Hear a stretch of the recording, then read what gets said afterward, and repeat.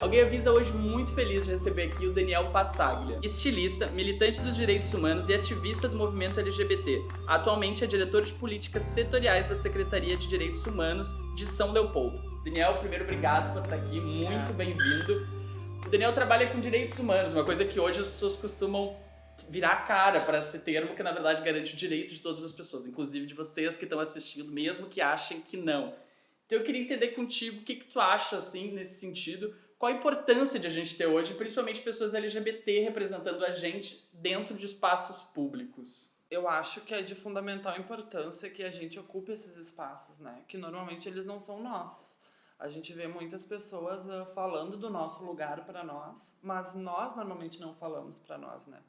E principalmente dentro dessa pauta de direitos humanos, de mostrar que a gente não precisa falar só sobre a questão, sobre questões nossas, como a defesa dos direitos da população LGBT, sobre combate ao preconceito e LGBTfobia, mas a gente pode falar sobre os mais diversos temas que envolvem a pauta de direitos humanos ou não, né? Que a gente pode ocupar os espaços, seja na gestão pública, seja em empresas, seja em qualquer outros lugares, para falar sobre os mais diversos temas. Eu acho que isso é fundamental, que a gente ocupe esses espaços. Muita gente não se dá conta que acaba que quem é minoria lidar com esse preconceito desde muito cedo. Então também tem a capacidade de entender como que as outras pessoas vivem nessas situações. Inclusive, trabalhar com direitos humanos é isso, né? Conseguir enxergar o que o outro não tem, que direitos aquelas pessoas não têm. Acho que a gente tende a ficar numa posição de muito, não, os meus direitos estão garantidos, então não, o do outro fica meio descartado.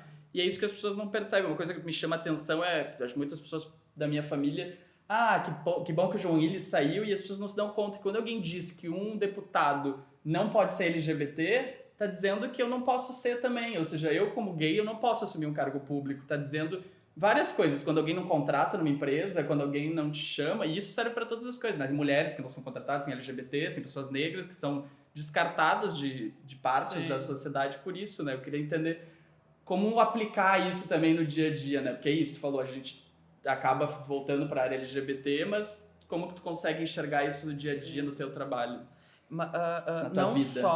Não só nós somos os últimos a serem contratados, né? Mas nós também somos os primeiros a serem demitidos em períodos de crise. Ontem, eu costumo dizer que meu trabalho ele é muito rico e me proporciona muitas experiências, assim, né? Muitas questões que me geram reflexão.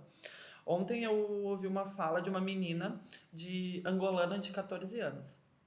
E ela disse assim: sempre me disseram que eu tinha que me esforçar muito para estar lá, porque eu tinha que vencer o preconceito e me esforçar muito. Mas eu não quero me esforçar muito, o espaço é para todos. Se as outras pessoas não precisam se esforçar, por que eu preciso? E eu tento dizer isso para os meus amigos, porque hoje eu sou a única menina negra na sala de aula, eu sou a única menina negra nos espaços, e eu não quero ser mais a única. Só que eu preciso dizer para essas pessoas que elas têm o direito de estar lá, porque às vezes, William, a gente não acredita. Sim.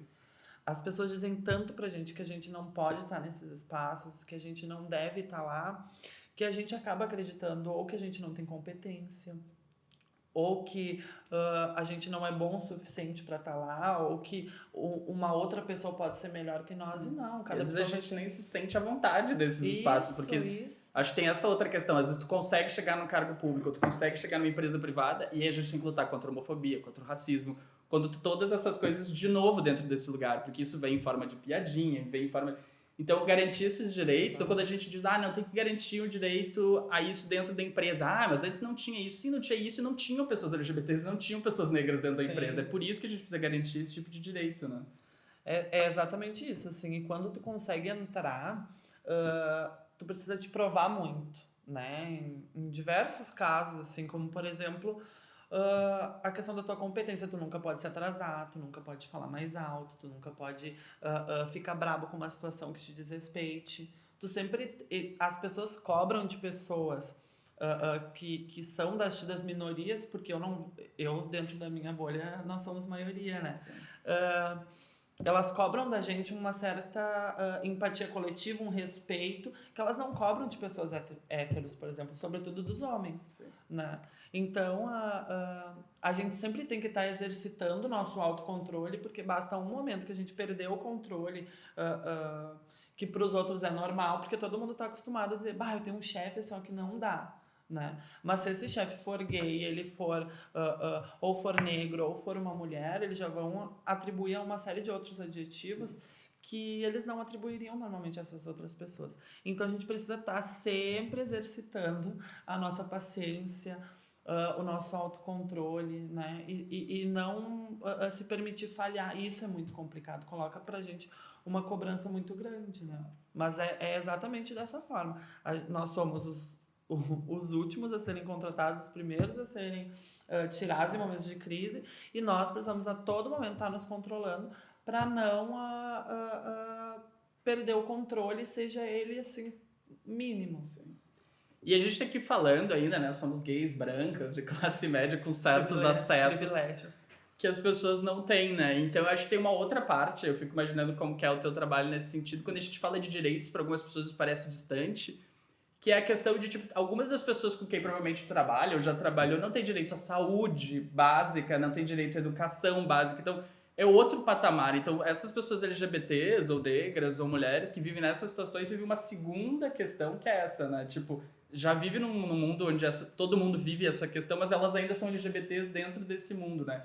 E por isso que políticas públicas são tão importantes nesse sentido. Por isso que não existe essa questão, a gente está querendo dar mais direitos. Não, a gente está querendo garantir o mínimo de direitos para essas pessoas, né? Mas assim, ao mesmo tempo, como acessar, né? Como levar essa conversa que a gente está tendo aqui para essas pessoas, para elas também se empoderarem de alguma maneira, entenderem. E ao mesmo tempo essa conversa é com as pessoas que não conseguem entender o que são os direitos humanos, né? Sim, sim. Eu acho que a gente começa sempre a pensar, e eu gosto de focar o meu trabalho sempre na questão da educação. Eu acho que é um ambiente onde a gente consegue chegar nas pessoas e esse ambiente da educação escola, por exemplo, ele consegue chegar em pessoas que a gente não chega. Porque se a gente trabalhar num conceito assim de educação popular, educação entre pares, tudo que eu falar para esse jovem, né, dentro do espaço dele, de uma forma que ele consiga entender, porque não adianta eu chegar lá e falar sobre conceitos diversos e coisas que a gente estuda porque a gente tem o privilégio de estudar e conseguir compreender essas questões, né? Eles não vão entender. Então a gente precisa falar para eles de uma forma que eles entendam e que eles consigam, da forma deles, né? Fazer a educação, o que a gente chama de educação entre pares mesmo, né? Irem se autoformando e conhecendo. Hoje, quando a gente vai dar atividade de formação, né, que são palestras que a gente tem lá no meu trabalho, que sou eu que faço, cara, a gente olha para onde a gente acha que tu vai ter mais informação, onde tu menos tem, sabe? As pessoas dos lugares que tu pensa, nossa, elas são muito privilegiadas e elas têm um acesso à cultura. Ali que tu vê as perguntas e os questionamentos assim mais esdrúxulos e mais ignorantes, assim. E quando tu vai para uma escola de periferia, falar em um projeto social, tu vê as crianças super empoderadas, assim. Então, essa evolução, assim, que a gente espera e que precisa acontecer, vai acontecer através dessas pessoas, sabe? Então, a educação, ela acaba sendo esse espaço comum, seja ela como ela for organizada. Projetos sociais têm auxiliado muito nesse empoderamento coletivo, sabe?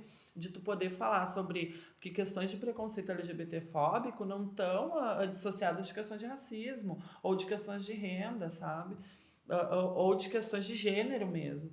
Então a gente precisa falar do preconceito num lugar comum, né? E que essas pessoas todas vejam que às vezes o preconceito que ela faz não é diferente do preconceito que ela sofre. Sim. E quando ela enxergar isso, aí sim a gente começa a falar de transformação, mas esse é um processo muito lento que vem para desconstruir anos de construção assim, de uma sociedade patriarcal, machista e tudo aquilo que a gente vem lutando contra. Mas é muito recente. São Leopoldo é uma das únicas secretarias, uma das únicas cidades que tem Secretaria de Direitos Humanos. E olha o absurdo que a gente vive, né? Então é por aí, assim, a Secretaria de Direitos Humanos hoje ela tem uns 2 anos e meio. Então, aí, só por aí a gente já vê, né? A dificuldade que é de implementar esses temas e falar sobre isso. Mas é por isso que a gente está aqui. Então, eu queria convidar vocês, procurem ler sobre direitos humanos, procurem entender o que é direitos humanos. Não comecem a julgar as coisas antes de conhecer. Entendam que os direitos humanos são os direitos de vocês que estão assistindo também. E queria te perguntar, então, a gente sempre encerra o vídeo perguntando para as pessoas, alguém avisa o que não dá mais, o que tem que mudar, alguém avisa...